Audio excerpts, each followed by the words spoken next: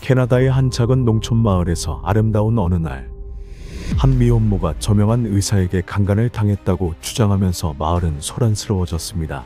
문제는 사건이 발생한 그날 밤에 대한 그녀의 기억이 전혀 없다는 점이었습니다. 피해자로 나선 여성은 다소 자유분방한 생활 방식을 가진 사람으로 알려져 있었고, 반대로 피고로 지목된 남성은 마을 주민들로부터 깊은 존경을 받는 인물이었습니다. 이 때문에 마을 사람들 중 누구도 그녀의 이야기를 믿으려 하지 않았습니다.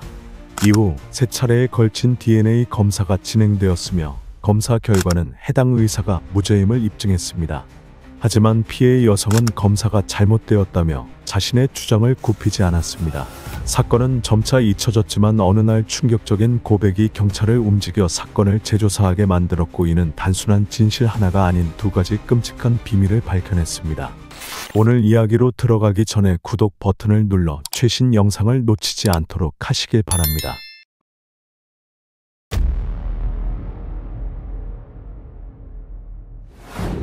할로윈 밤, 23살의 캔디스 폴리는 친구를 찾기 위해 키플링 메모리얼 병원으로 차를 몰고 갔습니다. 그녀는 그날 저녁 남자친구와 심하게 다툰 후 친구와 이야기를 나누고 싶었습니다. 하지만 병원에 도착한 캔디스는 친구가 그날 밤 근무하지 않는다는 사실을 알게 되었습니다.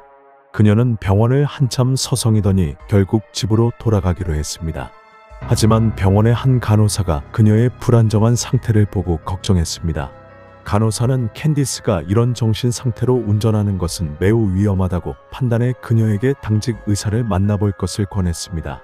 이후 캔디스는 진료실로 안내되었고, 그곳에서 그날 밤 당직이었던 존 슈니버거 박사를 만났습니다. 존 슈니버거 박사는 캔디스가 출산할 때 도움을 준 적이 있어 두 사람은 편안하게 이야기를 나누었습니다.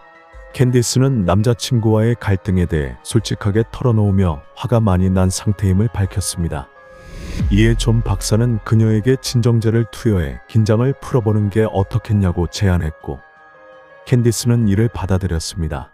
캔디스는 그가 알약을 줄 것이라고 생각했지만 박사가 진료실로 돌아왔을 때는 주사기를 들고 있었습니다. 약물이 투여된 후 캔디스는 몸이 즉시 마비되고 자신의 신체를 통제할 수 없게 되었습니다. 그녀는 쓰러지며 비명을 지르려 했지만 목소리가 나오지 않았습니다. 이후 그녀는 무슨 일이 벌어졌는지 정확히 기억하지 못했지만 자신의 몸이 침해당하고 있다는 희미한 느낌을 받았습니다. 약의 효과가 사라진 후 캔디스는 진료실에 혼자 있다는 사실을 깨닫고 큰 공포에 휩싸였습니다. 그녀는 무슨 일이 벌어졌는지 기억하려 했으며 입었던 속옷을 비닐봉투에 담았습니다. 어지럼증 때문에 병원에서 하룻밤을 보내야 했지만 그녀는 간호사들에게 자신이 겪은 일에 대해 말하지 않았습니다. 다음 날 아침, 캔디스는 존 박사를 찾아가 그가 자신에게 투여한 약물이 무엇인지 물었습니다. 그녀는 전날 밤 무슨 일이 있었는지 캐물었지만 박사는 그녀가 꿈을 꾸거나 환각을 경험했을 가능성이 있다고 말했습니다. 캔디스는 이때 존 박사가 자신이 한 일을 결코 인정하지 않을 것임을 깨달았고, 사건을 입증하는 데 어려움이 따를 것이라고 생각했습니다. 병원을 떠난 후 캔디스는 차로 2시간 거리에 있는 다른 병원으로 가서 자신이 정말로 강간을 당했는지 확인받기로 결심했습니다. 그녀는 사스케초원주 레지나에 있는 병원에 도착해 자신이 전날 밤 다른 병원에서 끔찍한 일을 겪었다고 말하며 겁에 질린 상태로 도움을 요청했습니다. 그녀는 의료진에게 사건 당일 입었던 속옷과 청바지를 건네며 모든 것을 검사해 자신의 이야기가 거짓이 아님을 확인해달라고 요청했습니다. 병원의 의료진은 즉시 그녀가 제공한 물품을 검사했고, 혈액 검사 결과 캔디스의 몸에서 여전히 버세드버스트 성분이 남아있음을 발견했습니다. 버세드는 미다졸람 메드서넘으로도 알려진 약물로 전신 마취나 수술 전후 진정제로 사용됩니다. 이 약물은 초기에는 근육 통제를 상실하게 하며 시간이 지나면 피로감과 졸음을 유발하고 환자의 기억력을 손상시켜 어떤 절차를 겪었는지 기억하지 못하게 만듭니다. 캔디스가 제공한 물품을 검사한 결과 청바지, 속옷, 그리고 캔디스의 신체에서 낯선 남성의 정액이 발견되었습니다. 이에 캔디스는 지역 경찰에 신고했으며 존 슈니버거 박사가 자신을 강간했다고 고발했습니다. 존 슈니버거 박사는 캐나다 사스케초원주 키플링의 대부분의 주민들로부터 존경받는 가정의학과 의사였습니다. 그는 1992년 리사 슈니버거와 결혼한 후 키플링으로 이사해 이 작은 농업 공동체에서 2명뿐인 의사 중 1명으로 일하기 시작했습니다. 마을 주민들은 대다수가 존 박사의 진료를 받은 경험이 있었고 그를 친절하고 헌신적인 의사라고 생각했기에 캔디스의 주장을 믿는 사람은 거의 없었습니다. 캔디스는 23세의 미혼모로 고등학교를 졸업하지 못한 채 주유소 직원으로 일하며 술과 파티를 좋아하는 사람으로 알려져 있었습니다. 반면 존은 성공한 의사로 마을을 위해 무료 어린이 수영장을 짓는 모금 활동에 앞장섰으며 행복한 결혼 생활을 유지하고 있었습니다. 마을 사람들은 캔디스가 사건 당일 밤 병원에서 바로 신고하지 않고 다음 날까지 기다렸다는 점에 의문을 품었습니다. 많은 이들은 캔디스가 거짓말을 하고 있다고 생각했습니다. 캐나다 왕립경찰은 신고를 접수하고 즉시 수사를 시작했습니다. 경찰은 존 박사를 조사하여 DNA 검사를 위해 혈액 샘플을 요구했고 존은 혐의를 종결짓기 위해 자발적으로 샘플 제공에 동의했습니다. 마을 사람들이 예상했던 대로 존의 DNA는 캔디스에게서 발견된 가해자의 DNA와 일치하지 않았습니다. 이 결과가 나오자 캔디스를 향한 비난은 더욱 거세졌습니다. 주민들은 캔디스를 거짓말쟁이로 몰아세웠으며 그녀가 존에게 복수를 하거나 보상을 목적으로 이야기를 지어냈다고 주장했습니다. DNA 검사 결과를 전달받은 캔디스는 분노에 휩싸였고 결과를 전혀 믿지 않았습니다. 그녀는 혈액 샘플이 조작되었으며 검사 결과가 조작되었다고 확신했습니다. 캔디스는 경찰에 다시 DNA 검사를 요구하며 이번에는 법 집행관의 입회하에 검사를 진행할 것을 요청했습니다. 캔디스의 압박에 못 이겨 존은 2번째 DNA 검사에도 동의했습니다. 이번에는 경찰이 감독하는 가운데 혈액 샘플이 채취되었고 샘플은 경찰의 실험실로 보내졌습니다. 그러나 검사 결과는 여전히 동일했습니다. 존의 DNA는 캔디스가 주장한 가해자의 DNA와 일치하지 않았습니다. 이 결과가 캔디스를 납득시키고 그녀의 주장을 멈추게 할 것처럼 보였지만 단호히 경찰에 또 다른 보고서를 제출하며 자신이 분명히 강간을 당했다고 주장했습니다. 캔디스는 존 슈니버거 박사가 자신에게 약물을 투여하고 자신이 병원에 방문한 그날 밤 자신을 강간했다고 비난했습니다. 이 과정에서 경찰은 키플링 메모리얼 병원을 찾아가 사건 당시 근무 중이던 간호사들과 직원들을 인터뷰했습니다. 한 간호사는 캔디스가 남자친구와 심하게 다툰 뒤 극도로 흥분한 상태로 병원에 도착했다고 증언했습니다. 심지어 캔디스는 폭력적인 행동까지 보였다고 했습니다. 간호사는 캔디스에게 존 박사를 만나보는 것이 어떻겠냐고 물었고 캔디스는 이를 수락했습니다. 존 박사는 캔디스에게 진정제를 처방해 그녀의 흥분 상태를 진정시키려 했으며 캔디스는 병원에 머물며 하룻밤을 보냈습니다. 근무 중이던 2명의 간호사 중 누구도 이상한 점을 발견하지 못했으며 둘 다 캔디스가 진료를 받던 방에 자주 드나들었다고 증언했습니다. 그날 밤 병원에 있던 유일한 남성은 출산 중인 아내를 동반한 남성이었으며 그는 출산실에서만 머물렀습니다. 존 슈니버거는 질문을 받자 모든 혐의를 단호히 부인하며 자신은 절대로 그런 일을 저지르지 않았다고 강하게 주장했습니다. 그는 캔디스가 병원에 도착했을 때 남자친구를 죽이고 싶다는 말을 하며 매우 흥분한 상태였다고 했습니다. 그는 그녀에게 진정할 약물을 투여해도 되겠냐고 물었고 그녀의 동의를 얻은 후 버세드라는 진정제를 처방했다고 주장했습니다. 존 박사는 이 약물이 캔디스에게 환각을 일으켰고 그녀가 자신이 강간당했다고 착각하게 만들었을 가능성을 제기했습니다. 존의 아내 리사도 남편을 둘러싼 모든 혐의를 부인했습니다. DNA 증거가 남편의 결백을 입증했다고 믿었고 부부는 이 사건을 뒤로하고 평범한 일상으로 돌아가기를 희망했습니다. 그러나 캔디스가 계속해서 자신이 피해를 입었다고 주장하자 리사와 존은 충격을 받았습니다.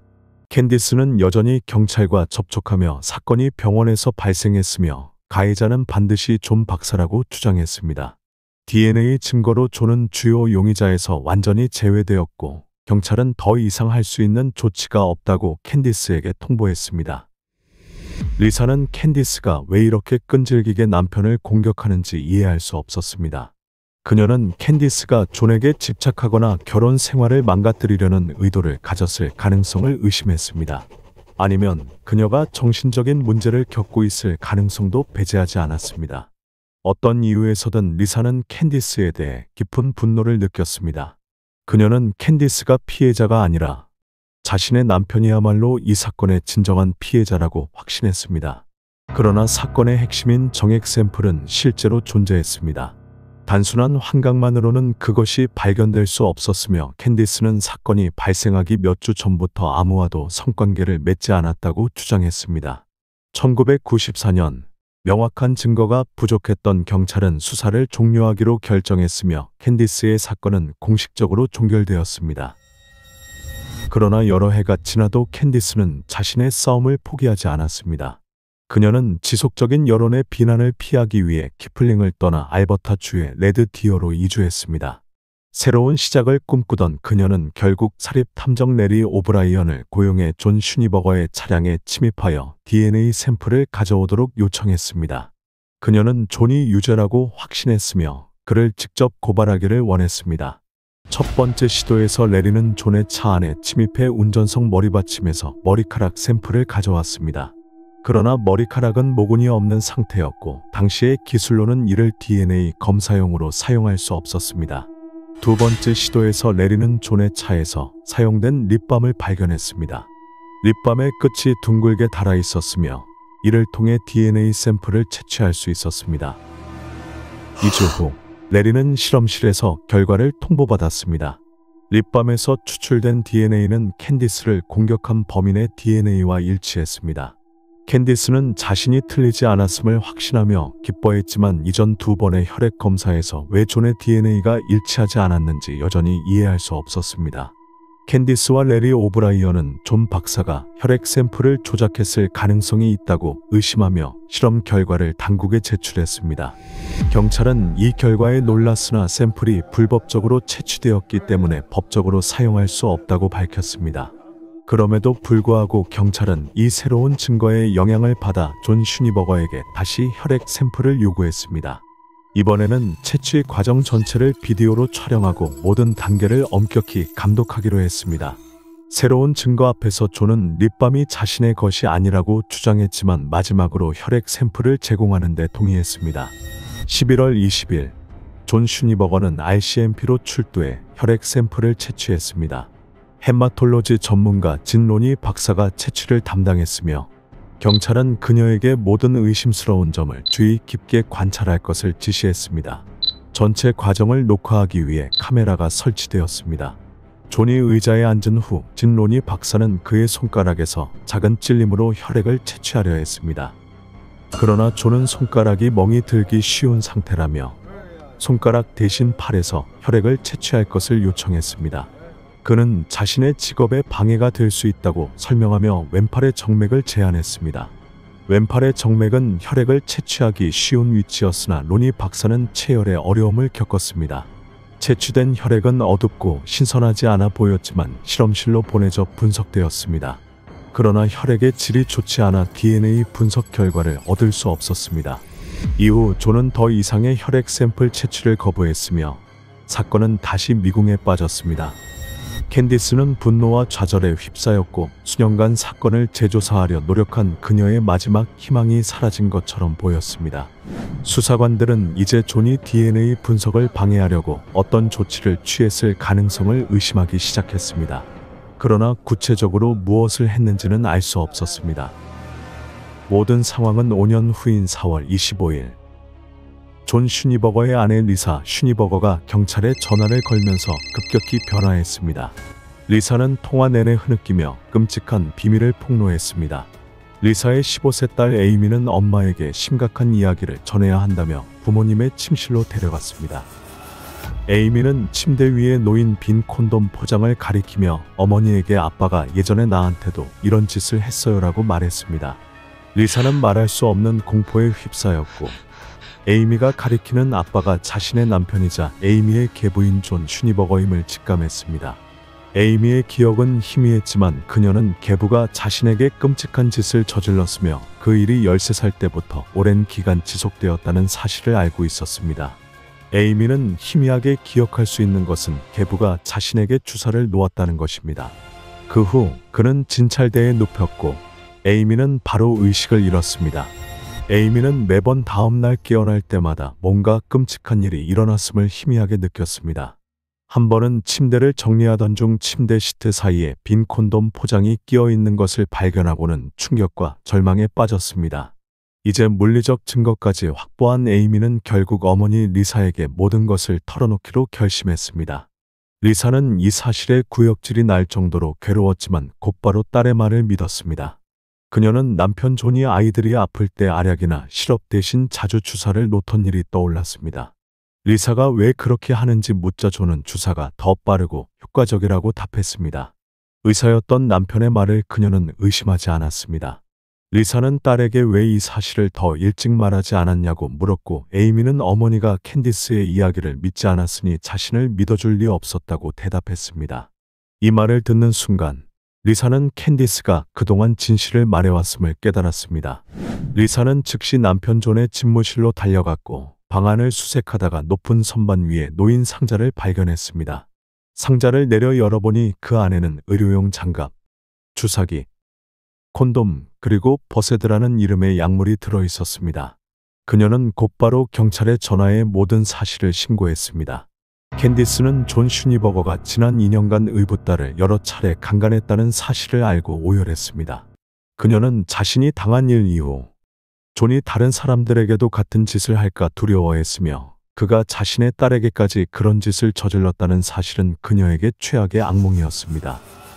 즉시 존 슈니버거는 경찰에 체포되었고 이번에는 그의 머리카락, 타액, 그리고 손가락에서 혈액 샘플이 채취되었습니다. 놀랍게도 이번 DNA 결과는 이전의 검사 결과와 달랐으며 캔디스에게서 채취된 샘플과 완벽히 일치했습니다. 이전의 모든 검사에서 어떻게 존이 경찰을 속일 수 있었는지 의문이 제기되었습니다. 신문 과정에서 존은 자신이 사용했던 속임수를 털어놓았습니다. 그는 15cm 길이의 배액관을 자신의 팔에 이식했습니다.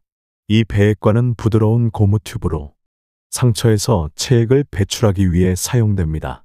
존은 이 배액관에 다른 환자의 혈액과 항체를 채워 자신의 혈액인 것처럼 속였습니다. 겉으로 보기에는 정맥처럼 보였으며 그는 실험실 기술자가 혈액을 채취할 때 손가락이 아닌 팔에서 채취해야 한다고 주장했습니다. 당시 존이 체포되지 않은 상태였기 때문에 경찰은 그의 요구를 강제로 거부할 수 없었고 그가 제공한 혈액 샘플을 사용할 수밖에 없었습니다. 이를 통해 그는 자신의 신원을 감추는 데 성공했으며 그의 속임수는 캐나다 범죄 역사상 가장 교묘하고 기이한 사건 중 하나로 남게 되었습니다. 1999년 9월 존 슈니버거는 사스케처원 주의 법정에 섰습니다. 재판에서 그는 무작위 환자의 혈액을 사용해 자신의 정체를 숨겼다는 사실을 인정했지만 이를 자기 방어를 위한 조치라고 주장했습니다. 그는 캔디스가 자신의 집에 몰래 들어와 사용된 콘돔을 훔쳐 자신을 함정에 빠뜨리려 했다고 주장했습니다. 법정은 그의 변명을 받아들이지 않았고 그를 유죄로 판결했습니다. 그러나 그는 고작 6년형을 선고받았습니다. 브리티시 컬럼비아의 적용비 교도소인 퍼른데일에서 4년을 복역한 후 그는 가석방되었습니다. 그는 이름을 스티븐으로 바꾸고 캔디스가 살고 있는 레지나로 이주했습니다.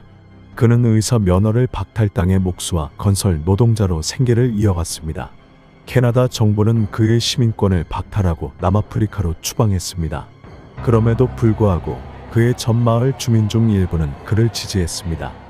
많은 친구들이 편지를 써서 캐나다 이민청에 그의 추방을 연기해달라고 요청했으며 이는 성공했습니다. 전 아내 리사는 법원 명령에 따라 두 딸을 존에게 데려가야 했지만 그녀는 이를 거부했습니다. 결국 리사는 법원 명령을 거부한 대가로 $2,000의 벌금을 부과받았습니다. 오늘의 이야기를 들어주셔서 감사합니다.